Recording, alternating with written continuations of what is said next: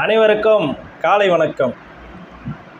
உங்கள் அனைவரையும் ஸ்ரீ கற்பக விநாயகர் வேத மற்றும் ஜோதிட ஆராய்ச்சி மையம் யூடியூப் சேனல் வழியாக மீண்டும் காண்பதில் பெருமகிழ்ச்சி அடைகிறேன்.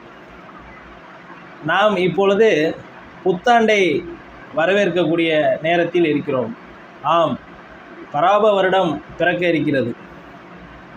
முன்னோர்கள் நாம் தமிழ் மண்ணில் இருக்கக்கூடிய சீதோஷ்ண நிலை காலநிலையை பொறுத்து 60 வருடத்துக்கு ஒரு முறை ஒரே மாதிரியான கால சூழல் ஏற்படும் என்று வரையறுத்திருக்கிறார்கள்.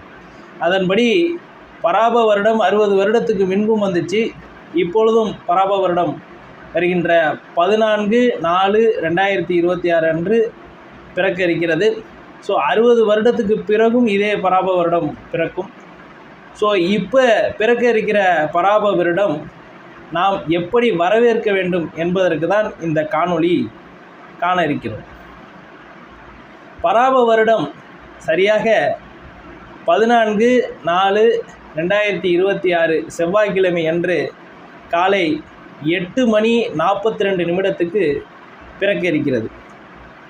அனைவருக்கும் அது ஏற்கனவே பல காணொளிகள் மூலியமாக தெரிய வந்திருக்கலாம். அப்படி பிறக்க இருக்கக்கூடிய அந்த வருடத்தை நாம் எப்படி வரவேற்க வேண்டும்?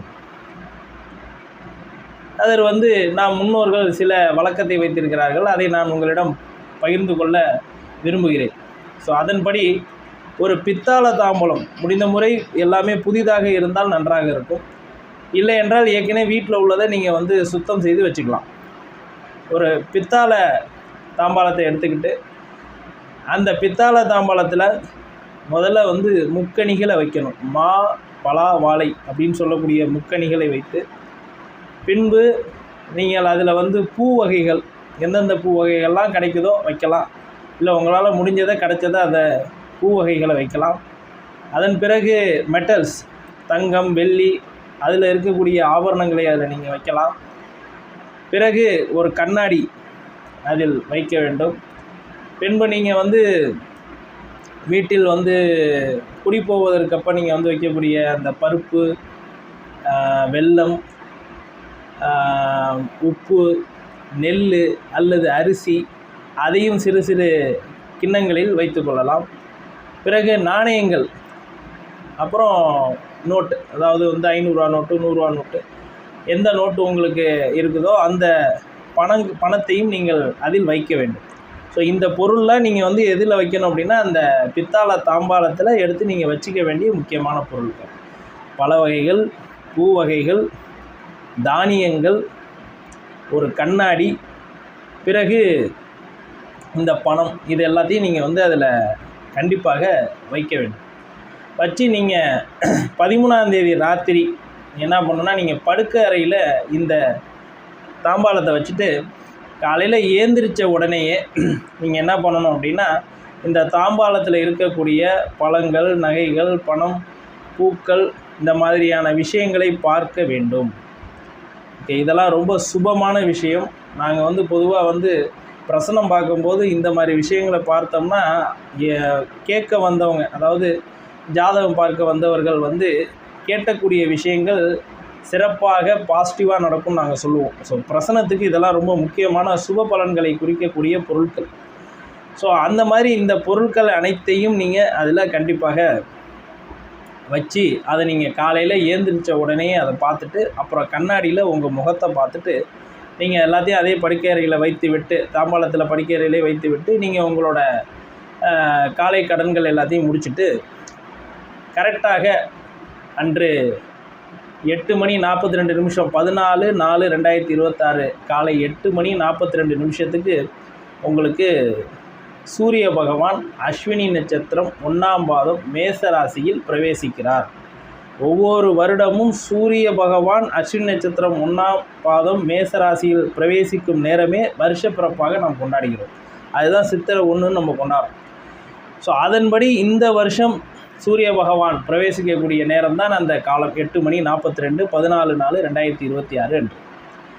அப்போ அதன் பிறகு நீங்கள் அந்த தாம்பாளத்தை எடுத்துக்கொண்டு உங்கள் பூஜை அறையில் வைக்கணும். அதாவது 9 மணிலேருந்து 10:30 மணி வரைக்கும் யமகண்டம், அன்றைக்கி செவ்வாய்க்கிழமை, அதனால் 9, 10:30 யமகண்டம்.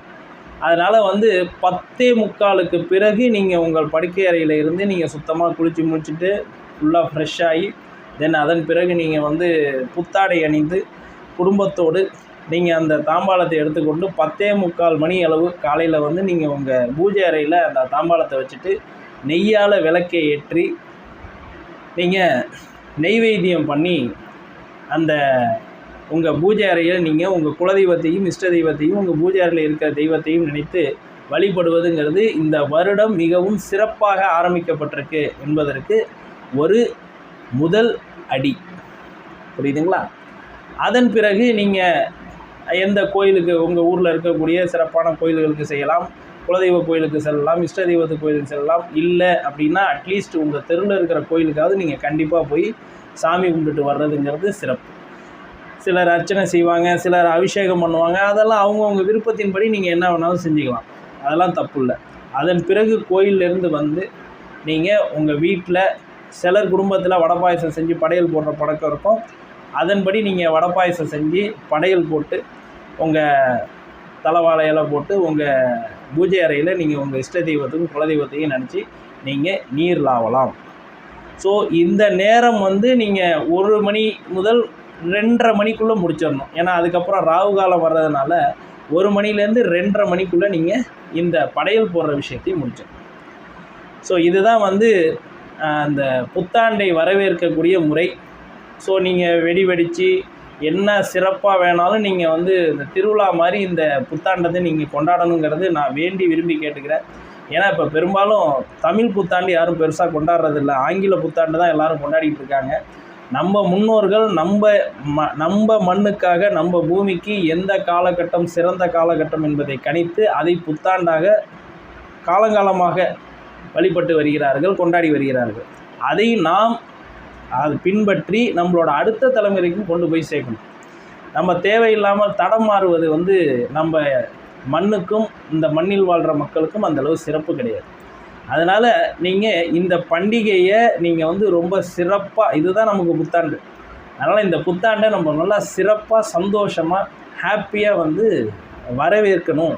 அப்போ தான் இந்த வருஷம் நமக்கு சிறப்பாக இருக்கும் அப்படிங்கிறது உண்மையான விஷயம்.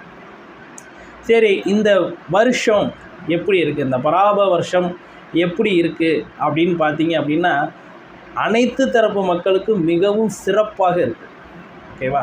இந்த வருடத்தோட வெண்பா என்ன சொல்லுது அப்படின்னா அனைத்து மக்களோட வாழ்க்கையும் சிறந்த முறையில் மாறும், நோய் பெரிய அளவில் அகன்று போகும். நிறைய பேருக்கு தீராத நோயெல்லாம் இருக்கும், சடனாக நோய் வரும், பொதுவாகவே மக்களுக்கு இருக்கும்.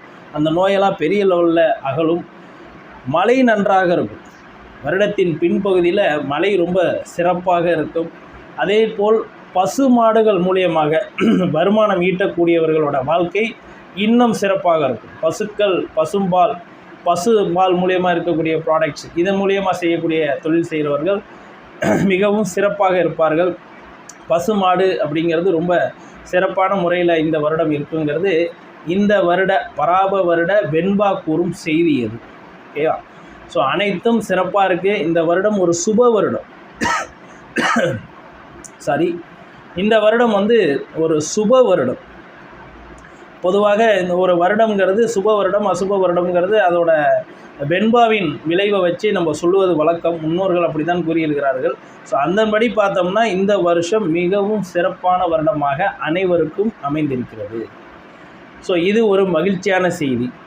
இன்னொரு மகிழ்ச்சியான செய்தி என்னவென்றால் வருகின்ற தமிழ் வருட பிறப்பு சித்திரை 1ஆம் தேதி முதல் நம்ம யூடியூப் சேனலில் காலையில் 6 மணிக்கு நாம் பஞ்சாங்கம் கூறும் இன்றைய நாள் அப்படிங்கிற ஒரு புது நிகழ்ச்சியை ஆரம்பிக்க இருக்கிறோம்.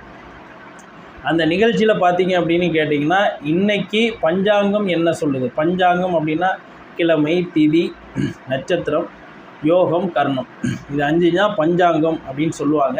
அந்த பஞ்ச அங்கமும், அதாவது ஒரு நாளுக்கு இந்த 5ம் அங்கமாக செயல்படும். அந்த அங்கங்கள் எந்த அளவுக்கு செயல்படுதுங்கிறத பொறுத்து தான் அந்த நாளோட சிறப்பு இருக்குது. ஸோ அது எப்படி இருக்கும் அப்படிங்கிறத நம்ம ஒவ்வொரு நாளும் காலையில் 6 மணிக்கு விளக்கமாக மிகவும் குறுகிய நேரத்தில் ஒரு 5லேருந்து 10 நிமிஷத்துக்குள்ளே நம்ம அதை சொல்ல போகிறோம். அதே மாதிரி 12 ராசிகளுக்கும் அன்னைக்கு எப்படி இருக்கும் நாள் அப்படிங்கிறதையும் அந்த 10 நிமிடத்துக்குள்ளே நம்ம சொல்ல இருக்கிறோம்.